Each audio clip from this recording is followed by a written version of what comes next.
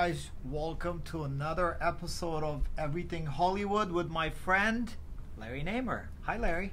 Great to see you again. It's Yes. Another week, another episode. This one should be fun. Got some great guests, and Why don't you actually introduce the guest for today? It's a nice surprise guest. So I'm going to let her do most of the introduction, but Bobbie Chance, and I want to start off. Bobbie actually has a famous Hollywood quote that is one of her favorites. So, Bobbie, why don't you tell us what that quote is? Yes. All right. It's one of my favorite Hollywood quotes because it's so powerful, and it came from a woman in the 30s, Paulette Goddard. And women didn't talk like that in the 30s. They do now. The quote is, "Who do you have to fuck to get out of this movie?" So Very appropriate. It's very appropriate and timely. Absolutely. Well, welcome to the podcast. We Yeah. appreciate Thank you. having you. It's my pleasure to be here. I've done a whole bunch of interviews, and when Larry Namer called me, I'm here. There you go. How does someone become an acting coach or an acting teacher? I mean, your background goes, you were in front of the camera. I was in front of the camera as a teenager making beach party movies with Frankie and Annette that you guys grew up watching, and it changed. It was the first teenage movies, and then I did an improv group with Rob Reiner and Richard Dreyfuss and Larry Bishop, Joey Bishop's son, and then I got very pregnant, and I got very bored, and my husband said, "Why don't you start coaching actors?" And I said, "Okay," and I did, and I started working with little kids of very famous people. And in my first group of in my first acting sessions, I started with Drew Barrymore, age 10, Stephen Dorff, who else was in that? A whole bunch. Kurt Russell's son. It was like who's who in Hollywood's little kids. And then I got bored with that, and I said, I don't want to work with kids anymore. I want to work with adults. And I got very, very lucky because the new Hollywood came to me, and it was very exciting. Young Scarlett Johansson, nobody knew who she was. Young Ryan Reynolds. Drew was a little bit older then, and everybody's been to my studio. Andy Garcia, Anthony Hopkins, Brad Pitt's worked out on my studio, Jennifer Aniston, and it just escalated and became this magical place. Yeah. So, having all those people, I mean, it's a pretty amazing lineup and stuff. But if you had to pick one that was the most fun for you, not the best actor, but the most fun for you to work with, who was it? I think Ryan Reynolds had a terrific sense of humor. Scarlett Johansson was very quiet. I mean, you would probably walk right by her. You'd say, "Oh, she's pretty," and you'd keep walking. Taryn Manning. I love Taryn Manning from Orange is the New Black. Mm-hmm. Taryn's her career is just booming now. She's doing one film after another. I love Taryn because she's so edgy and unpredictable, and those are my favorite kind of actors. Right. So how does someone coming into town, I mean, we have a lot of, young folks, guys and girls that, come from Everywhere. all over the U.S. All over the world and now. They come in here to, because they are told you're the prettiest girl, you're the handsomest guy, you should go to Hollywood and stuff. How does someone who's just coming into town or thinking of coming to town, how do they get Bobbie Chance as an acting coach? Not easily now, because we had to shut down our studio because of COVID, and you can't do a love scene, "I love you, John," 6 feet away with a mask on, or "Why did you cheat on me, Henry?" 6 feet away with a mask on. So we had to shut down our studio completely. I'm working privately with a hand-picked group of actors and celebrities, and I just hope that very soon, hopefully sometime at least by midsummer, the end of the summer, to set up a new studio on one of the major lots. Oh, wow. That's my goal. And I'm also producing a pilot right now with my partner Ben Benward, and we are just finished doing the editing, and it's called Acting with Hollywood Stars. And it's very exciting, and it's about that gritty and glamorous thing and what happens behind the scenes for actors, because it's not all glamorous. There's a lot of hunger, and a lot has to be given up for dreams to come true. Mm-hmm. And the ones that are going to make it, like all those people coming into Hollywood, the ones that are going to make it are the ones that have the dream and the passion, and no matter what happens, they still have that athletic kind of discipline and vision, that they love acting. There's not a lot of artists around. There really isn't. And that's where I live.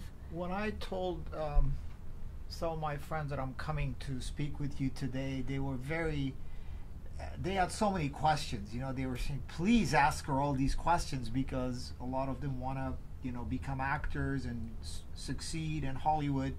But can you give them some advice? Some of these guys, they are starting out, coming, like Larry was saying, from different states, but some of them have been here for years, and they just can't break to the next level of acting. I mean, first of all, do you think a great actor is someone who's works hard and also talented, something that is sort of invisible? I mean, I'm speaking from a musician's point of view. There's both. You work hard, but at the same time you come with a certain amount of talent, right? If you try to fit in and be like everybody else, go home. Mm-hmm. Really go home. If the actor has enough guts and fortitude to be true to themselves and to dive in with everything, like anything, you can't succeed unless you really love it. You can't. There's going to be more downs than ups, but the ups are so rewarding. And I'm not talking about the red carpet and, having, your own makeup artist and your own limousine driver. I'm talking about the privilege of getting roles that are so juicy and so amazing. And people have to just live out their dream. So somebody who's been here a long time, they probably have to reinvent themselves or reignite their dream. That's really what it is. You can't succeed in this town unless you have passion. That's the fuel that makes it go.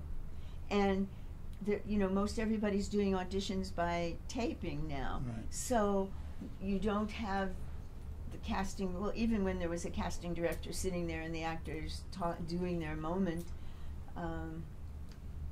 I've been good friends with Jack Nicholson for many, many years. When Jack is on the set, everybody rises to his sense of truth. And most actors forget about the sense of truth. They're so busy and so hungry trying to get a job or trying to get the audition that they forget what they're supposed to be doing. Or is the agent going to like me? Is the casting director going to like me? It isn't about that. It's about doing the work. When you sing and you play your music, you come from your heart. It's no different for the actor. So what's your advice to the people that are starting out as actors in Hollywood, or some people, like I said, who've been here for a while? What is some of the advice you would give them? Well, you gotta have a good reel on yourself, and that doesn't mean just reciting material into the camera. It means, like I just said, come out of a place of passion and fire. Let your sensuality, be risible, be vulnerable. Let all your colors show through. Somebody's going to say, "Wow, I'll give you a great example. My son Richie's a master actor, and he's doing an online workshop, which I would like to plug right now. It's called RichieChance.com, and he's got actors from all over the world. Richie, when he was 16, he went on an audition, and they loved him. And the director, after the audition, he said, "What's the matter with you?" And Richie, he looked, he said, "What do you mean?" He said, "Why weren't you doing any acting?" And Richie said, "What do you mean? I don't act." And the director said, "Yeah, but everybody that came in to audition for this part, they were acting." He said, "Well, I don't know how to act." I don't know if you understand what I'm saying. No, I know what you're saying. And he got the lead in the film. He got the starring role in it, and then he couldn't do it because it was a baseball movie, Yeah. and he was playing baseball in high school. And if you do a movie to play a baseball player at that time, you're no longer considered. You're considered a professional. A professional, not an amateur anymore. And so he had to turn the film down. But that director, I'll never forget it. He said, "Why aren't you acting?" And Richie said, "What do you mean? I just brought that role in and just worked on it for you." Here's some of the stuff that I'm curious about, and my sense of humor is a little bit dark. So, which I love about you. And so, I've been to a bunch of your showcases and Yeah. stuff, and there's 20 kids there that are starting out and stuff. Right. When do you know whether somebody's got it or not? I mean, is it soon? Is it like immediate? You go, you know what, they're never going to make it? Or is it something that kind of develops over time? I've been really fortunate. I've done 13 reality shows as acting coach to the stars, which E! Entertainment picked me as acting coach to the stars. One of the shows was with Faye Dunaway and Vivica Fox, and it was called The Next Hollywood Starlet. I don't know if you remember it or not. It was on Warner Brothers. It was on The WB Network. WB Network. So there were 8 girls from all over the country, and they came to my studio. This was just one reality show. And they came to my studio, and as soon as the girls walked in, "Hello, Bobbie. Hello, nice to meet you," I picked the winner. And 12 episodes later, they picked the winner Really? that I picked. Went on Hello. And what do you... What is the quality? Yeah, what is it that made you feel that way? For me, I work intuitively. I work out of my gut. My gut's always right. My head, no. And it's a feeling. It's a spirit that somebody has. It's something in their eyes. Like when I saw you, I know your music comes from so deep in your soul. I know that about you, and I don't know you very well. And with the actor, I know if they have that light, whatever you want to call it. To me, it's like a spirit. You have to have drive. You have to be like a train. Really, you have to be like a train. So the drive is there, and it doesn't even matter if you're not a good business person. Get a good business person. But it's the artistry. It's, again, the love of doing, the love of making the magic, the love of making people feel and become alive. That's our job as actors, is to touch people. So somebody, if they have that going for them, I smell it like a dog. I'm like an animal. I smell that. That it gives a scent to me. Does that make sense? Yeah. Yeah, it's interesting you said that.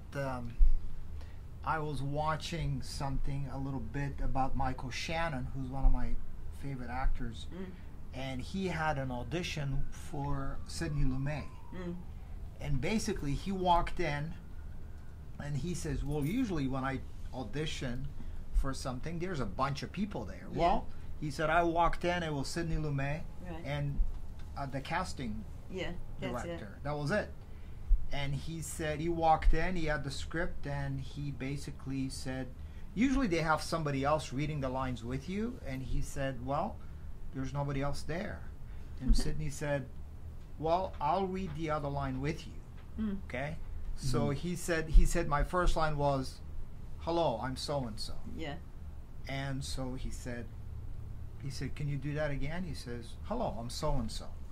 He said, You're thank hired. you, you're done. You're done. You're hired. He walked out and he's like, He was hired. he goes, he's the guy. It just like There's within something like 5. So it's interesting that you. The reason I said that is because you mentioned the fact that right away if you see someone like Right away.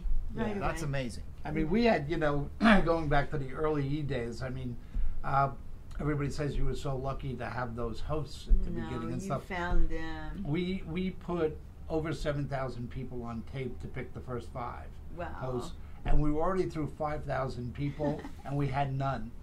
And there was a kid who came in who was never on TV. Showed this kid named Greg Kinnear, and Greg said, I could do it, and I was like, yeah.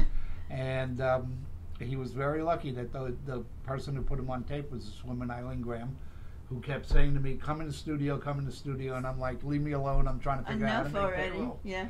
And, you know, she literally pulled me by the ear to go in there, and, you know, she cued him, you know, and I just looked up and went, oh my There he God. is. Just lit up the cat. There was just something. The cat just lit up the camera. And then Greg went on. So almost immediately you knew, right? So with Greg, we knew from Wow. the very beginning that you know, he was destined for bigger things. Start it up.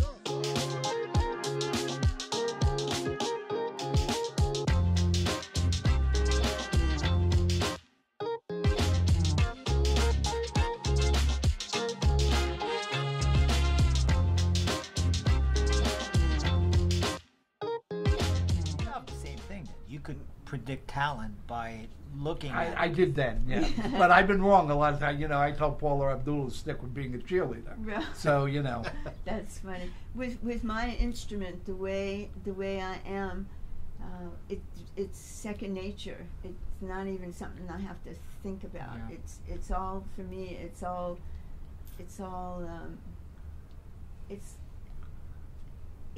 It gives off a sound, like when you hear the truth, when you meet somebody, and like right away you know if that person's genuine or they're not, or see ya right away.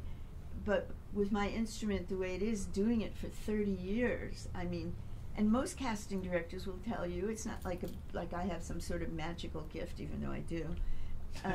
Most casting directors will say that they can tell when somebody walks in the door if they're right for the part. Yeah. You know, it's not like a big deal. You do it long enough, your intuition is so sharp and clear, and that's how it is. What happens when you know it's not there?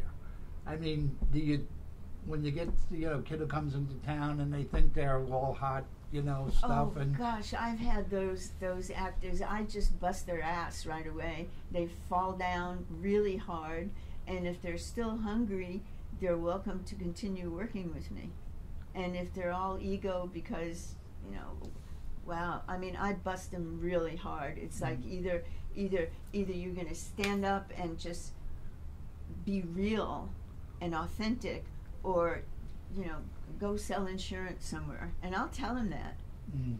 I mean, I'll insult them. I'll do whatever I have to make them realize that, you know, you have to fight for your dream, and you do it because you love it. And if you don't love it, what are you doing? Right. Oh, well, I want to be famous. You know, not here. I have turned away a lot of actors over the years because of attitude like that. They're so full of themselves. Like an actress who wanted, I'll give you a great example, probably the most beautiful actress I have ever worked with. She came to me. She was Miss America. She was Miss USA, Miss, what's the next one? Miss something, and then Miss World. She was all three. Miss Universe. Miss Universe, that's right. And she came to me, and she was so beautiful that if she walked into the room, nobody could see anybody else. All right, I'm not going to say her name. I sent her to my late agent, Jack Gilardi, who was vice president of ICM. By the way, I was so honored. I spoke at his memorial with Oh, you did? Yeah, it was really an honor. He's an iconic Hollywood figure. He was the greatest, and they invited me to speak at his memorial. So I called Jack and I said, I have this. She was Miss USA, Mr. and Miss Universe, and I want you to meet her. And he set up an audition for her to do the Estee Lauder film, to play the starring role. Bobbie, please work with her, coach her. It's a role of a lifetime. She'll become the next huge star overnight. She was drunk the night before, and she came in late to study to work on the role, and I kicked her out. Yeah. And she ended up going back to Texas. She was Miss Texas, Miss USA, and Miss Universe. And I kicked her out. And Jack said, what'd you do that for? I said, I'm not going to waste my time on somebody like that. Why should you? You know, so those things happen. You know, beauty opens up a lot of doors in Hollywood. Great looking people definitely have, the door will open a lot quicker. It's hard to admit that reality, but it's true. Yeah. It's true. Mhm. But if they don't have anything to back it up, go home. You know, people will see right through it. But you still fortunately, need that a drive lot- and determination, right? What to is it? really, you need the drive and determination and hard it's work. more than that. It's drive is like, you know, somebody who wants to succeed as a banker or run an insurance company or take over their father's business. I'm talking about it's a superpower. Scarlett Johansson had it the first day I met her. She had it. She would sit in my class and just you could feel her soak everything in. She would soak up my words. She would be the first one there and the last to leave. And you could tell there was something different, even though she was very ordinary looking. She became the glamorous Scarlett Johansson. But she had something so magical. And Ryan Reynolds was like the class clown, but you could see he was really Ryan Reynolds. He was all there. So he's a good actor. and he's a fine actor. Yeah. Yeah, Absolutely. he's a very good actor. He's Yeah. a fine So actor. a lot of young folks who are watching this show, you know, Yeah. thinking of coming to Hollywood and stuff. If you had to give people some quick advice, like how do you get into this business? Fast food advice. Wow. Fast food advice. Well, how do you get into the business? First of all, make sure you come out with enough money to support yourself. Okay? So that you don't have to end up in a compromising situation. I really mean that, because it's rough. Oh yeah. You know, because very little happens overnight in any business, but especially show business. So make sure that you either have a job lined up for yourself or the backing of your family, or make enough money to support yourself. Give yourself a year. Get into a good class. You know, I can recommend one. Get into a good class, because no matter how good you think you are, you have to keep growing. You have to keep making mistakes and get up and try it another way. You have to keep working on material. Like a singer. A singer sings, a dancer dances. So a lot of actors think they don't have to act, but I'll call myself an actor. You got to keep working on role after role after role, because then the audition's not a big deal. Mm. It's not a big deal because you're already used to it. So there's a lot of stuff going on. You know, people always said to me, "Oh, I feel so bad for you. TV's dead." You know, That and TV TV is dead? not dead. It's actually never been better. So when you really look at, you know, streaming now, and Yeah. there's some unbelievable stuff. Yeah. So what have you seen lately that you look at and you say the acting is just great on I that? just watched something, and she's not one of my favorite actresses, but I just watched something that was so wonderful. Kate Winslet. Kate Winslet. It's called The Mayor of Eastwood. Yep. And her performance was just, it was delicious. And it was just so powerful, because everything was gone. All the Kate Winslet was gone. I didn't even know it was her. Mm. She was so into the role. Which reminds me, if I can share this with you, I have this theory that the universe, when it slams one door on you, another one's going to open. At least it's been that way for me. I've been very blessed with that. So my studio shut down because of COVID, and I'm working privately with actors till we open again. And I got a call from producer Randy Emmett, who did Lone sure. Survivor, most of Mark Wahlberg's films. I mean, he just did The Irishman. Yep. He's probably the most prolific director in Hollywood right now, producer. So he called me, "Bobbie, I'm directing my first film and I got a role in it for you." So I just went, wow, to be with you on your first film as a director means so much to me. So we went on location to Santa Barbara, and I played a farm woman. So, and it's a pivotal role with Megan Fox is in it and Bruce Willis.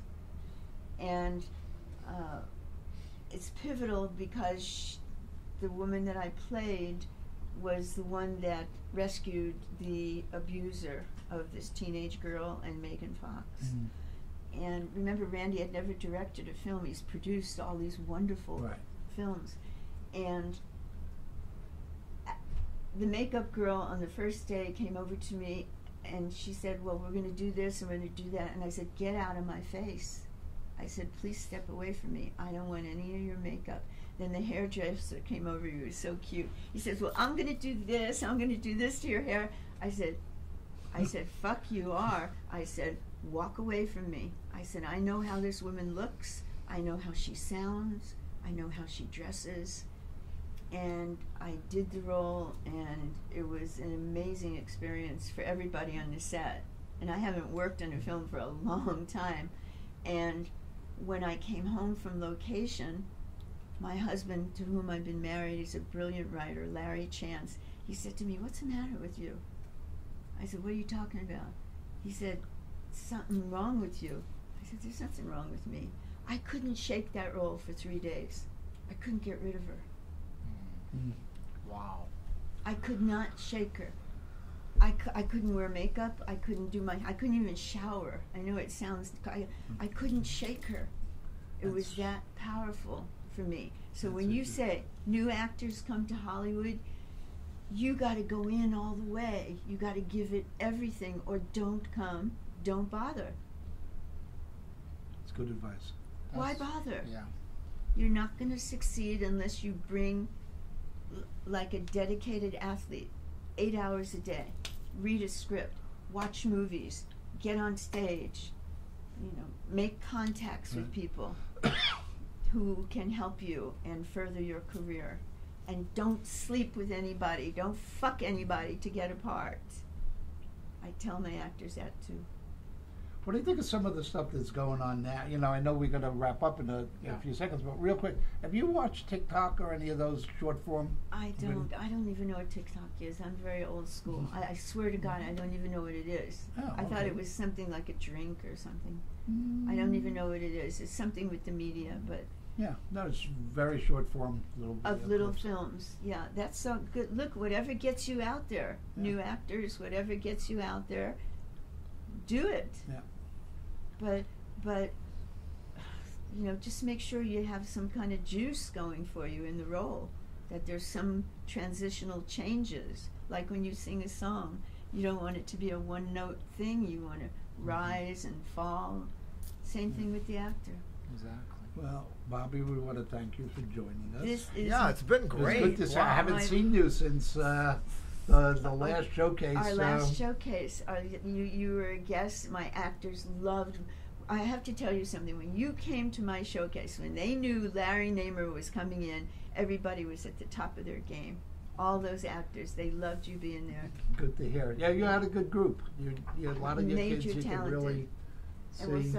Oh, look, one of my actresses. Hold on 1 second. We're doing a pilot, I told you, called Acting with Hollywood Stars, and I invited Tia Guzman to be here. She is one of our stars. Come sit down next to me quickly. Hey, Tia. Come sit down. Come sit down. Sorry to interrupt. No, but I was only taking direction. So Tia is one of my stars on Acting with Hollywood Stars, and she is completely unknown, and this is her breakout show. And she's not only beautiful, but she's gifted. She's talented. And how did I know that? You've seen her work and showcase many times. Oh, you've seen her in the class? There's an old saying. In the showcase? There's an old saying, you can throw a stick up on Hollywood Boulevard and it'll land on 100 beautiful girls. But they have to have the fire and the talent.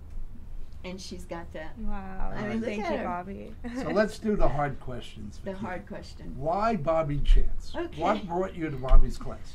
I feel that, honestly, it was meant to be. Because her daughter, Allison Chance, found me at my first job working at a pie shop. And she tried to recruit me. But for some reason, Bobbie's very quick on the phone. So I kind of got a little scared. I thought it may have been a scam. So I didn't follow through with it. How many years? 3 years? It took about 4 years for me to finally find Bobbie again, my friend was taking her class, and she's like, come to her class, meet Bobbie Chance. She's here across the street at the restaurant. And I went there, I told her my story. I said I was supposed to take her class 4 years ago when I just graduated high school. Yeah.